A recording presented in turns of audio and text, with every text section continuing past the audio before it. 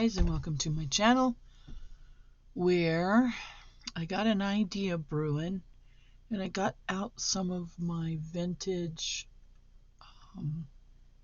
ephemera. Like this one's from 1880, and this is Columbia County Court, Martin Francis against Richard Becker, notice of trial. And it doesn't say plaintiff, it says attorney for plaintiff to Newkirk and Chase Esquires, attorney for the defendant.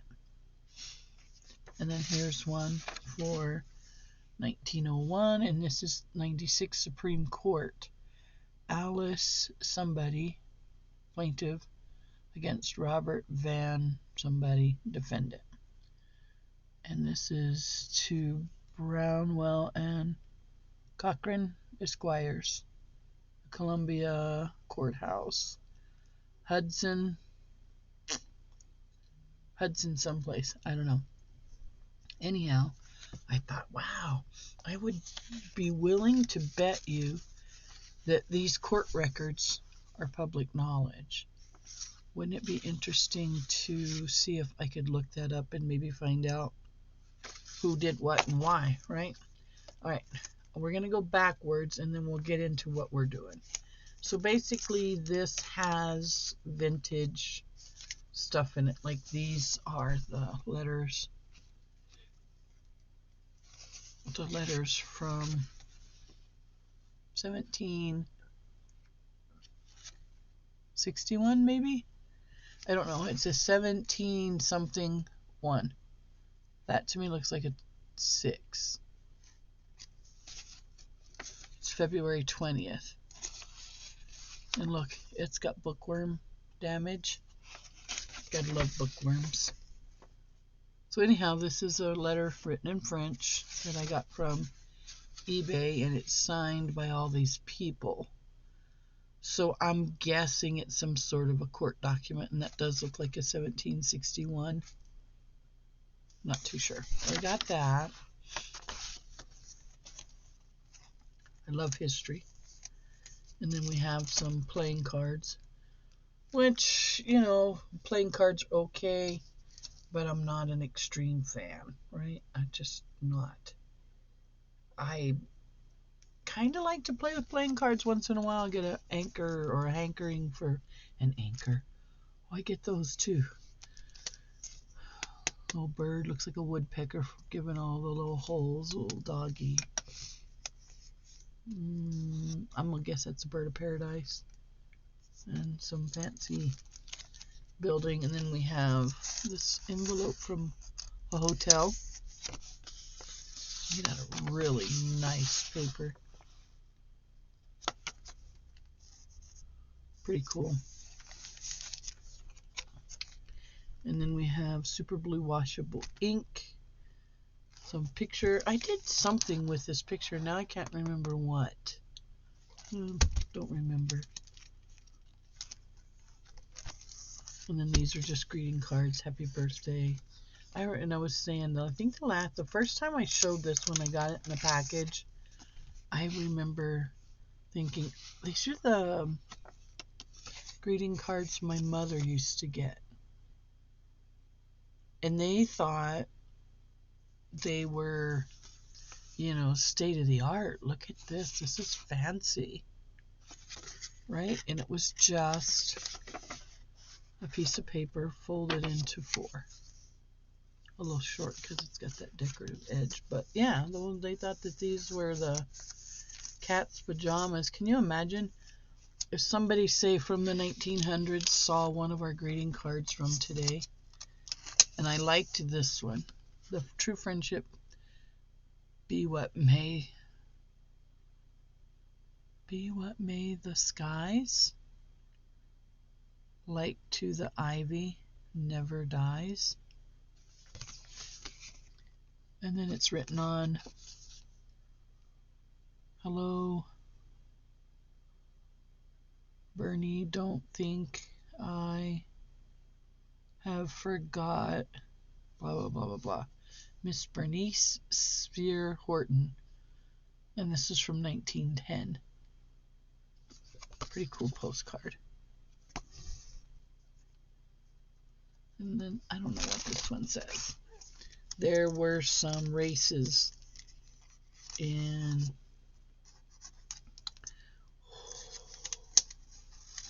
Heisington or Hoisington, Kansas. That's pretty cool, like watercolor. And then I hope I have finally reached the good something. I got here all okay and don't know. I don't know. Well, Bernice, as I have finally blah blah blah. I don't know. I hope Bernice could read his handwriting, or her.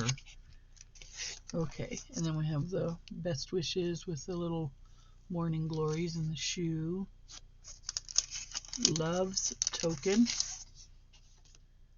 Pretty little embossed postcard. Makes you wonder what went on back then.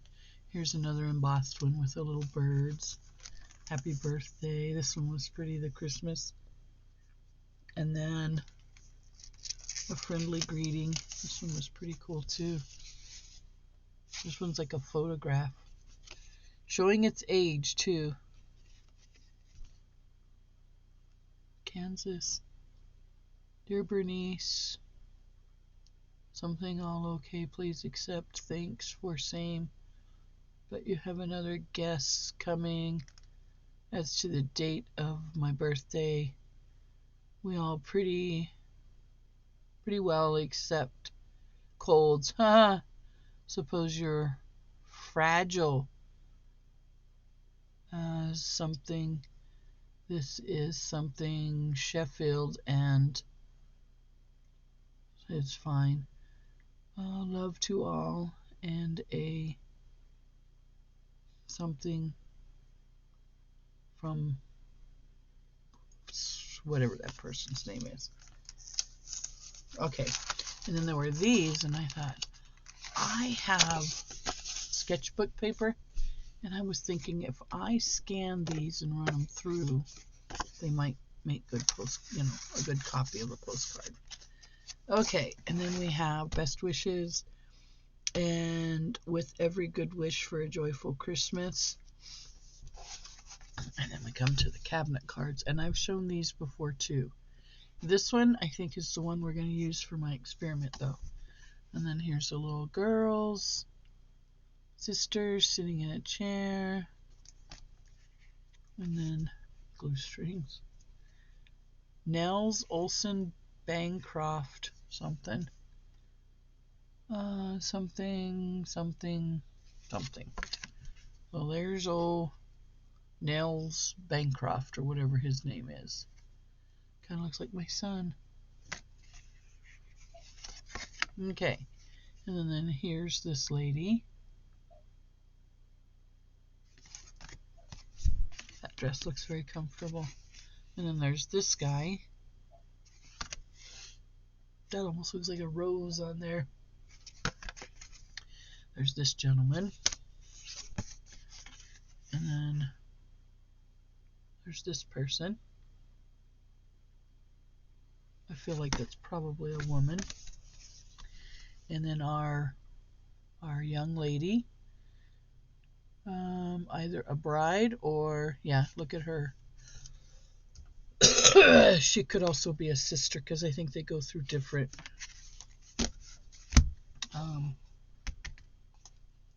I want to say uniforms as they progress through becoming a nun. Okay, so that was that cool book. So yeah, I think I'm settling on her. And then what I want to try and do is get it centered in my printer. Because here's my grand idea, guys. I got these. I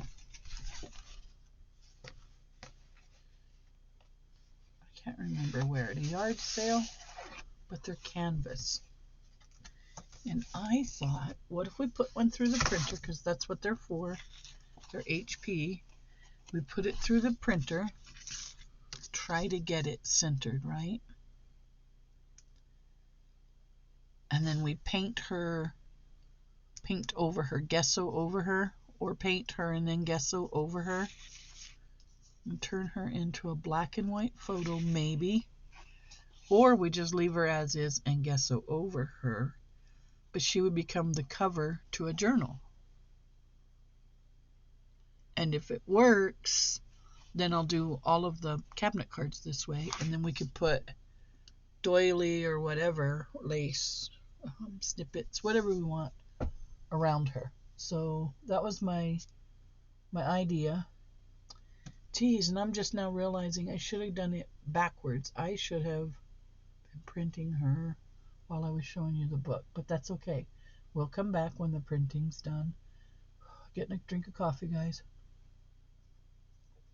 And today, it's Father's Day, so we're going to go to the ranch, and I think I'll take a book, the glue, my bone folder, and I will work on Mass Make Monday. So for the time being, let's get this printed, and when we come back, we'll see how it looks. Okay, guys? Hang in there. Okay, guys, I got it printed, and it printed the wrong direction, as you can see. But I think that might be a happy mistake, because I feel like now I can cut it out. I can do what I need to do on it, then cut it out and glue it to the book. Maybe glue it to the cover or sew it. Go around this edge, and sew it to the cover. Like make it quilted where, she stands out. Like put her on a piece of cardboard, right? Glue her to a piece of covered cardboard. And then glue her to the book where she stands out, and we yeah, I kind of like that idea. That is exactly what we're going to do. So anyhow, that is Our Lady, and I printed her at 600 DPI because I really wanted a good outcome. Now, here's going to be the thing. Is my matte medium going to mess up that ink?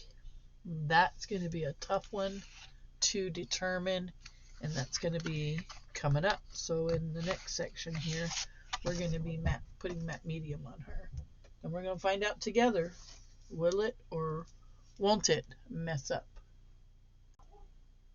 Alright, so for this section, I've got my matte medium, and what I'm going to do, I'm going to turn it upside down, and I'm going to run a nice little section across here.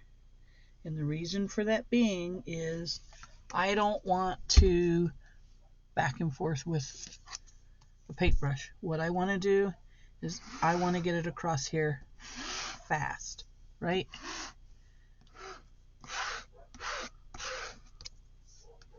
Maybe that wasn't the greatest idea, but we're getting there. I just didn't want, I figured if I went over and over it with the paintbrush, it might run.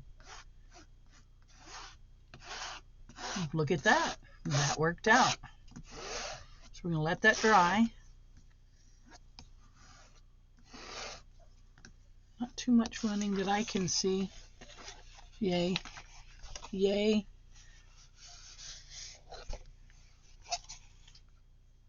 Perfect. So we will let that dry. And then I'll clean up my brush. Now we did get some leakage, you could see. We're bleeding. We're picking up, the saturation. I'm going to let that dry. And then once it's dry, I'll go over the back side. But on the back side, I can paint it. I think all in all, it turned out good. We've got a good first coat on there. So that should work, right? And then once it's dry, I'm going to cut out, and then I'm going to go in, I'm going to sew around her, and then I'm going to glue her to cardboard. A piece of cardboard, or maybe even a book, a book cover. Wow, I'm going to use my words right one day. Sorry about my dogs, guys. Like, you know, something like this.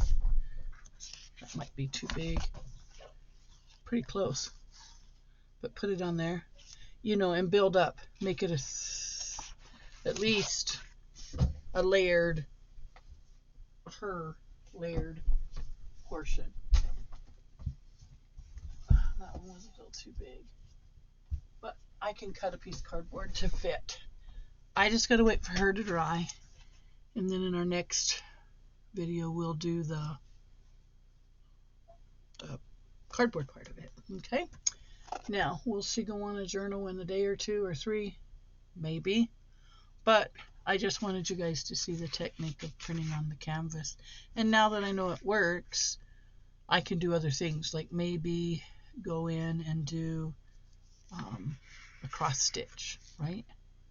Or an embroidery, or, you know, something.